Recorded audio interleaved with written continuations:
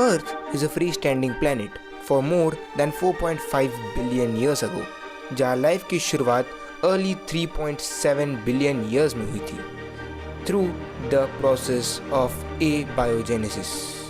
दोस्तों, कुछ chemical elements ने कुछ ऐसे बिल्डिंग ब्लॉक्स बनाए जो कि सेल्फ रेप्लिकेटिंग नेचर वाले थे। इसका मतलब ये कि अगर आप उसे कोई भी फेवरेबल एनवायरनमेंट दे दो तो वो खुद ही खुद रेप्लिकेट होते रहेंगे और एनवायरनमेंट बनाएंगे। शुरुआती दिनों में इन्हीं बिल्डिंग ब्लॉक्स ने शुरुआत के एनवायरनमेंट्स की रचना की। वो ट्रीज़, वो ग्रास जो भी आज हम देखते हैं वो इन्हीं की सक्सेसर है। वो डीएनए तब भी सेम था और आज भी सेम है। दोस्तों, यहाँ पर कुछ माइक्रो ऑर्गेनिजम्स ने जेनेटिक मटेरियल और मेटाबॉलिक एक्टिविटीज़ का यूज़ कर कुछ प्रिमिटिव सेल मेम्ब्रेन्स का फॉर्मेशन किया। इसका मतलब ये कि कुछ ऐसे एलिमेंट्री मेम्ब्रेन्स जो कि अपने आसपास एक सेमी परमिएबल लेयर बनाते थे, जिससे कि एनवायरनमेंट से कुछ न्यूट्रिएंट्स लिए जा सकते थे और कुछ दिए जा सकते थे। दोस्तों, किसी भी लिविंग ऑर्गेनिज्म को लिविंग बोलता है ये 7 कंडीशंस। इनमें से किसी भी 5 कंडीशंस को अगर कोई चीज़ फॉलो कर लेती है तो उसे हम लिविंग कहते हैं। पहला है न्यूट्रिशन, यानी कि एक ऐसी प्रोसेस जिसमें कोई भी ऑर्गेनिज्म एक न्यूट्रिएंट को अपटेक करता है in order to do its metabolic activities. Second होता है सर्कुलेशन, उसके पूरे बॉडी पार्ट्स में अलग अलग फूड आइटम्स इंक्लूडिंग वाटर और ग्लूकोज को पहुंचाना होता है, जिससे कि उसका हर एक बॉडी पार्ट फंक्शनल रहे। इन अ नॉर्मल टिपिकल सेल हमें देखने को मिलता है कि डिफरेंट ऑर्गेनल्स तक इन चीज़ों को पहुंचाया जाता है विया गोल्जी अपैरेटस, जो कि सर्कुलेशन का ही काम करता है। सेकेंड चीज़ होती है एक्सक्रीशन, जो न्यूट्रिशन आपने लिया और उसके बाद जो प्रोसेस उसके अंदर हुई, जो वेस्ट तैयार हुआ, उसी को हम एक्सक्रीट पार्टिकल्स कहते हैं। इन्हीं को अगर हम लोग एक्सक्रीट ना करें तो ये टॉक्सिक फॉर्म में बनकर हमारी बॉडी को नुकसान करना शुरू कर देंगे। नेक्स्ट होता है रिप्रोडक्शन, जो कि सबसे ज़्यादा इम्पॉर्टेंट फंक्शन होता है। इसके बिना कोई भी ऑर्गेनिज्म अपने आप को रेप्लिकेट नहीं कर सकता और उसकी जो लाइफ स्पैन होगा वही उसका एक्सटेंशन पीरियड भी बन जाएगा, क्योंकि रिप्रोडक्शन एक ऐसी प्रोसेस होती है जिसके बाद कोई भी ऑर्गेनिज्म अपना एक डुप्लीकेट बना सकता है जो कि उसका लाइफ स्पैन बढ़ाएगा और एवोल्यूशन में उसकी काफ़ी ज़्यादा मदद करेगा। नेक्स्ट होता है transportation. Transportation is same as circulation, मगर किसी बड़े ऑर्गेनिज्म जैसे कि फिश, डायनासोर्स, यहाँ तक कि ह्यूमंस में भी यूज़ होता है। ट्रांसपोर्टेशन का मतलब होता है ग्लूकोज के बड़े बड़े पार्टिकल्स, ब्लड, यहाँ तक कि लिम्फोसाइट्स, जो कि कुछ ऐसे बड़े कंपाउंड्स होते हैं जिन्हें एक जगह से दूसरी जगह पहुंचाना होता है। नेक्स्ट होता है ग्रोथ। ग्रोथ का मतलब सिंपल होता है, कल आपने जिस प्लांट को देखा था और आज अगर उस प्लांट को देखोगे तो आपको एक इंक्रीमेंट देखने को मिलेगा। ग्रोथ करने से हम किसी भी टाइप का ट्रॉफिज्म शो कर सकते हैं, जिसके ऊपर मैंने ऑलरेडी एक वीडियो बनाई है। ट्रॉफिज्म का मतलब होता है किसी भी बायोलॉजिकल फैक्टर के टूवर्ड्स ग्रोथ। इसका मतलब हम उस चीज़ से फ़ायदा ले सकते हैं या फिर अगर कोई डेंजर है तो हम उससे दूर भाग सकते हैं। मूवमेंट का मतलब होता है कि अगर कोई भी चीज़ मूवमेंट दिखाती है तो वो लिविंग कही जाती है।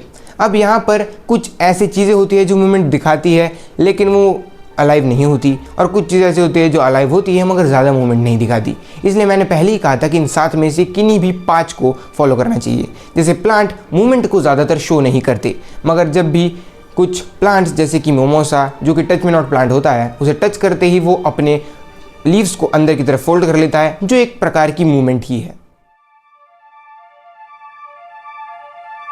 दोस्तों, अब ऑर्गेनिजम्स ने रिप्रोडक्शन करना सीख लिया था। ये क्लम्प अप होकर ओशन बेड्स में स्ट्रक्चर्स बनाकर रहने लगे थे। ऐसा इसलिए क्योंकि कुछ हॉट वेंट्स जो कि धरती के अंदर से आते थे वो इन्हें हीट प्रोवाइड करते थे, तो इन्हें ओशन से बाहर निकलने की ज़रूरत ही नहीं पड़ती थी। जो ऑक्सीजन ओशन वाटर में डिज़ोल्व होती थी उसी का यूज़ कर ये अपने लिए मेटाबॉलिक एक्टिविटीज़ परफॉर्म करते थे और इसी तरह से अपना जीवन यापन करते थे। दोस्तों, यहाँ पर कुछ प्लांट्स ने वर्टिब्रल बोन की फॉर्मेशन करना शुरू कर लिया था, जिसे आज के टाइम पे हम रीढ़ की हड्डी कहते हैं।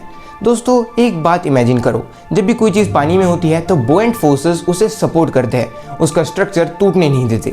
मगर जब आप लैंड पर आओगे तो आपको अपने बॉडी वेट के साथ साथ जो जी फोर्सेस आपके ऊपर लगेंगे उसे भी सपोर्ट करना है। इसीलिए वर्टिब्रल कॉलम बाद में जब यही फिशेस लैंड पर रेप्टाइल्स बनने आए तब काफ़ी ज़्यादा मदद मिली। जब ये ऑर्गेनिजम्स लैंड पर आए तब इन्होंने रेंगना शुरू कर दिया, forming the first reptiles we have. इन्होंने रेंगना इसलिए शुरू किया क्योंकि इनके पास किसी भी टाइप के लिम्स नहीं थे। लिम्स का मतलब वो हाथ और पैर है जो मॉडर्न लाइफ में हर एक ऑर्गेनिज्म के पास होते हैं, एक्सक्लूडिंग स्नेक्स ऑफ कोर्स, क्योंकि ये सबसे ज़्यादा ओल्ड प्रेडिसेसर्स है जो हम देख सकते हैं। दोस्तों ये ऑर्गेनिजम्स एम्फीबियस नेचर शो करते हैं। एम्फीबियस नेचर का मतलब कि इन्होंने अब लाइफ सस्टेन सीख लिया था।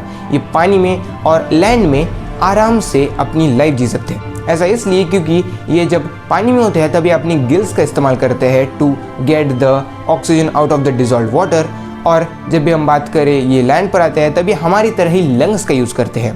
दोस्तों इस पॉइंट के बाद मीजोजोइक एरा का फॉर्मेशन हुआ, वही एरा जहाँ पर डायनासोर्स जीते थे। ये किसी और वीडियो का टॉपिक है तो हम लोग इसे किसी और वीडियो में ही कवर करेंगे।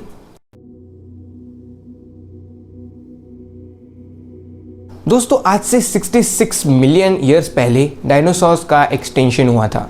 साइंटिस्ट बिलीव कि एक 6 माइल वाइड एस्ट्रॉइड ने अर्थ को ब्रूटली स्ट्रक किया था।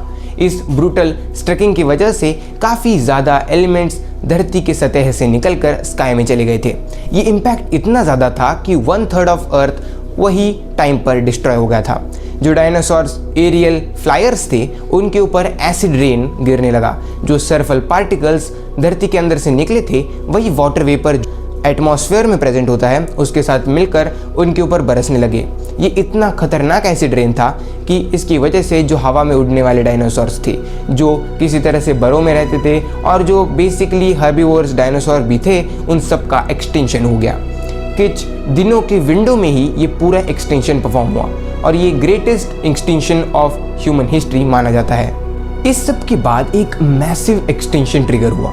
मैसिव एक्सटेंशन का मतलब कि अब कोई भी चीज़ धरती पर जी ही नहीं सकती थी। सारा ऑक्सीजन खत्म हो चुका था। धरती में जो प्रेजेंट क्रस्ट के डस्ट पार्टिकल्स और सल्फर था उसने एक थिक कोटिंग बना ली थी, जिसकी वजह से सन की एक भी रे धरती पर नहीं आ पा रही थी। इसकी वजह से ट्रिगर हुई द ग्रेट आइस एज, जो कि अब तक की सबसे बड़ी आइस एज थी, क्योंकि धरती पर कोई भी हीटिंग सोर्स बचा ही नहीं था in fact other than that coral reef जो हमने पहले ही देखे थे।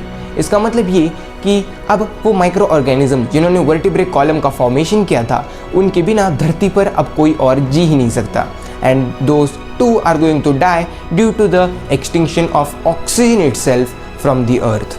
इसके बाद से शुरू हुई द ग्रेट आइस एज।